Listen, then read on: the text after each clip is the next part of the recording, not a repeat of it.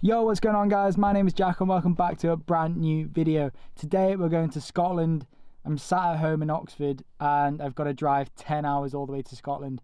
Going to meet up with my friend Andrew on the way, and hopefully we're going to do a Vol-biv near Ullapool and fly all the way to this beautiful loch amongst the mountains, and then camp there and then fly back to the cars and eventually drive home, maybe throw in a couple of hike and flies along the way.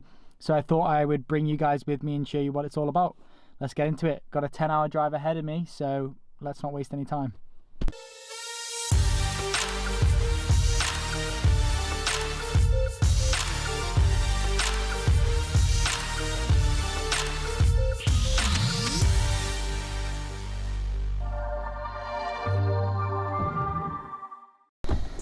So I've just arrived at Andrew's house. It was a 3.5 hour drive, already pretty exhausted. It's now 8 o'clock and we've still got 7 hours left to go. So I'm gonna go in, see Andrew, get all the kit together, and I'm gonna set off, probably arrive in the early hours of the morning, maybe take a little bit of a break halfway, and then we're ready to kind of set off in the morning for the remainder of the journey, get some flying in, and we'll feel a bit more well rested. It's like Casper the Ghost. Mate, you always look like Casper the Ghost. How you doing? You flagging? Just a bit, yeah. You look destroyed. You know me, always biting off more than I can chew. So the time is 1:14 AM, and as you can see here, let me show you. We have driven for 7 hours 39, 446 miles. Now we are near Glencoe. Current plan is maybe to sleep here, go and hike and fly in Glencoe in the morning, and then carry on to our destination, which is probably another 2.5 hours away. And I'll be honest, I definitely wouldn't have made that tonight. I am absolutely destroyed after all that driving. Can't really stretch out in the back because there's so much equipment back there.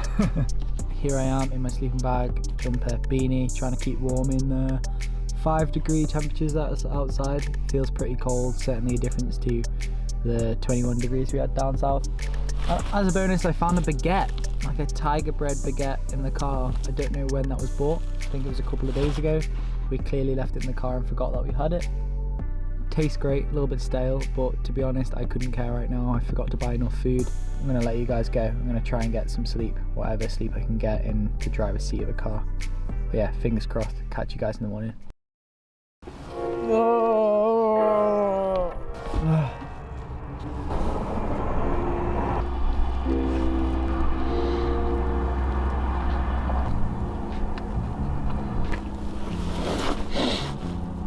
So we've just woke up, or well, we've been in and out of sleep for the last while. I ended up crawling into the back, sleeping on my glider, which actually was pretty delightful. Kept me a little bit warmer too in the sleeping bag. Just curled up in the fetal position in the glider. It's now 7:30 and I don't feel like the type of guy that's gonna hike up and do a cutaway at some point. Morning. At least Fort William's got a Mackey's. Has it? Yeah. Praise the Lord our Saviour, McDonald. I mean, you need the coffee, mate. You need something. This looks like a tape for The Walking Dead, mate. Yeah. Like an audition. I'm here in body but not mind right now. Should we go? Are you regretting doing this? Do you just want to be at home in bed? I feel like literally every time we go out and go and embark on a mission, it's just like halfway into it we get into the drive, or we start hiking or do whatever, and we're like, I just want to be in bed at home. Wish you was a boring person. Yeah, I do wish I was a boring person. Think how much money we'd save. I wish I was content doing absolutely nothing. I wish that I loved waking up on a Saturday morning and playing Scrabble. It's almost like we're seeking for discomfort at this point. Yeah, unhealthy trait, or maybe even a fetish. That at least took 20 minutes off my life, that asleep last night. How long we got left, Andrew? 3 hours. 3 hours? Yeah. No. I'm crying, man. No way. Bloody hell. So we've just arrived at where we want to fly. We're now beside this lock that we're going to take off from, hopefully We've mixed up some oil, and then we're going to fly in this direction and go and fly towards the Mountain Sullivan, land near the lock there, and then set up camp for the night, hopefully. Drop all our stuff, and then fly around the area and go back to it. Should be pretty epic. We're almost ready to go really, I've just got to do a few more things and we'll be set. Look at that view!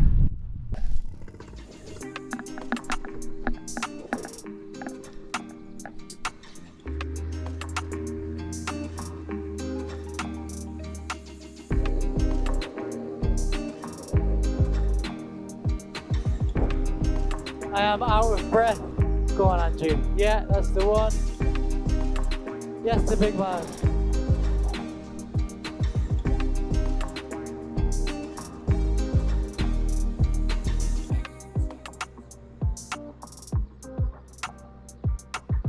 So beautiful. Look how stunning this view is. See the little peak all the way over there. That's Sullivan, I think. The lovely little lock of beach there.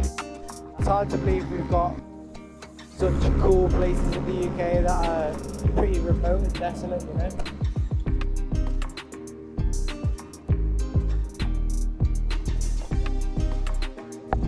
Look at all this deer!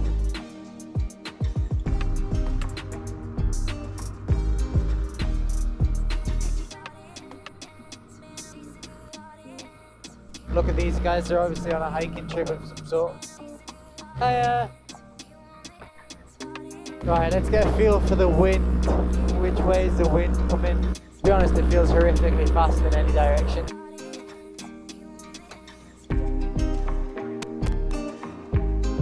Boom! There we go. Here comes the big one. Nice! You okay, mate? Yeah. It's just nice not to have weight on my back. It was a bit heavy, wasn't it? Yeah. So we've pretty much just landed now.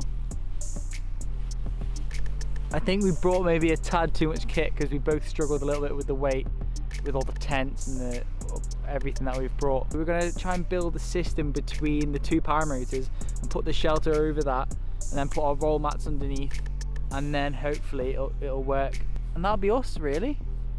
Oh yeah, and then we've got tiger bread rolls to look forward to.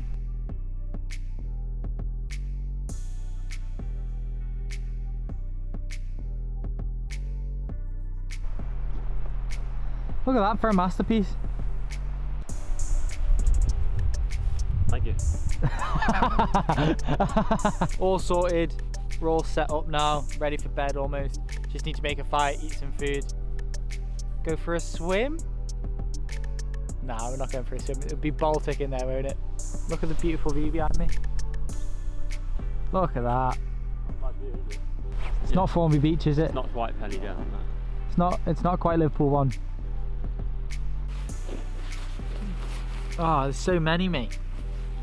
Finger opening bread. Look at that, that's the roughest cut you've ever seen.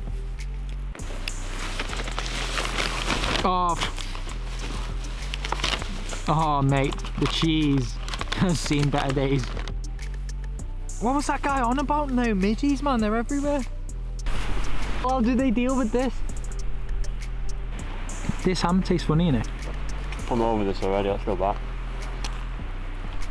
So we've got the fire set up behind us now, so we can get a little bit warmer just before bed. Probably have to fly back quite early in the morning just so the wind doesn't pick up or anything like that, and we're not stuck here. It's like 8 o'clock, I can see my breath in front of my face.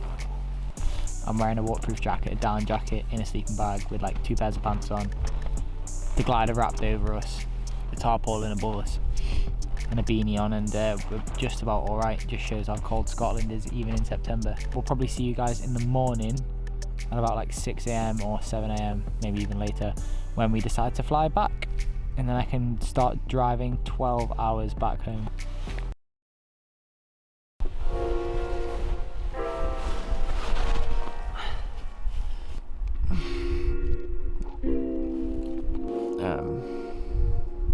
Been in and out of sleep for the last few hours. Sleep wasn't too bad, it wasn't even too cold in the end, but the sun's starting to rise from over there. It's looking beautiful, a nice amount of wind. Looks like we'll get off and have a belter. to sleep. Go back to sleep. Mate, you look stoked. I'm trembling. I'm on the borderline between life and death right now. I'm like a newborn just come out of the womb. So, we're just breaking camp now. Gotta put away the seam bags, the roll mats. The wings are pretty wet, I'm not gonna lie. We'll probably give it half an hour, get some air in them. And then we'll set off back to the car. I am tired. It feels like I can barely breathe. It's like I'm breathing through the eye of a needle. I think it's because my head was flat on the pillow or flat on the roll mat, so it's just all going into my face. It's horrible. Look at that eclipse, man. Looking stunning. There's a general breeze coming from like this direction. That's pretty much our worst option to take off. So hopefully we both get off first time in these tricky conditions. I'm a little bit worried, especially with the added weight on my lap.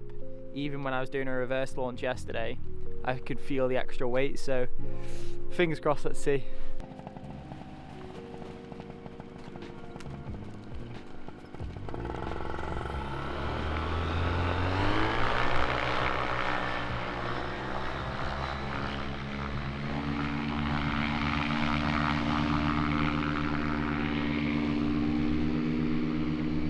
Right then. Oh, glad I went in the water. Nice. Turn that engine on, let's get myself set up. Last couple of checks. Leg strap, chest strap, chin strap, equal tension.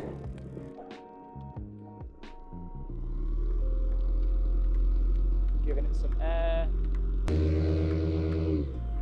Come on, come on, come on, come on, come on.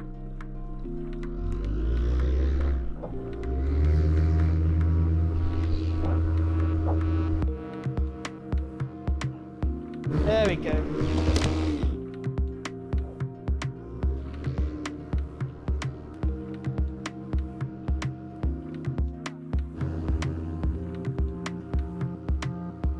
Oh, look at that. The strap snapped on my bag on takeoff. Happened 2 or 3 times, don't know if you heard it.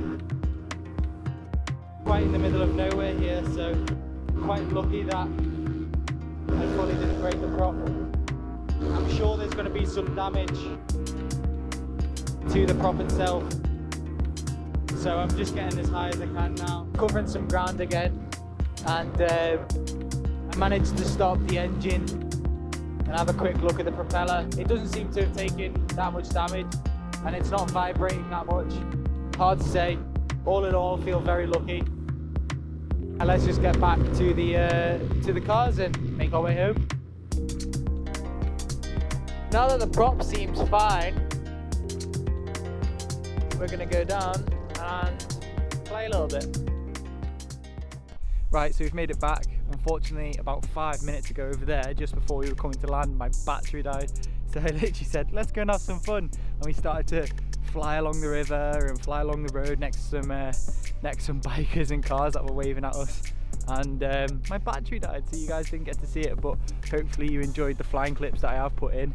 It was more about the Vol-biv and the adventure, you know, taking off somewhere, flying to another place where there was just no people. Well, there were 2 hikers passing through, but where there's no roads, not many people go there, camping out, lighting a fire, having no phone signal, and then flying your way back in the morning. I just checked the prop, and thankfully I didn't have any damage to the prop whatsoever, so somehow that strap that slapped the prop 3 or 4 times, I think anyway, it made quite a noise, somehow didn't damage the prop at all, which I'm really thankful for, because if we were to have any sort of damage there, it would have been quite tricky to get out of the area we were in. There's no roads. I think one of us would have had to fly back to the car or something like that, so it would have been quite tricky. So I'm thankful that we made it back. What a beautiful place, so nice to be here, like in Scotland. It's amazing, like lovely beach, loch, castle in the background, feels like it's from a movie really. So I'm not going to bore you guys anymore. I'm not going to bore you with the drive home. If you like the video, please like, subscribe and leave a comment down below, and I'll catch you in the next one.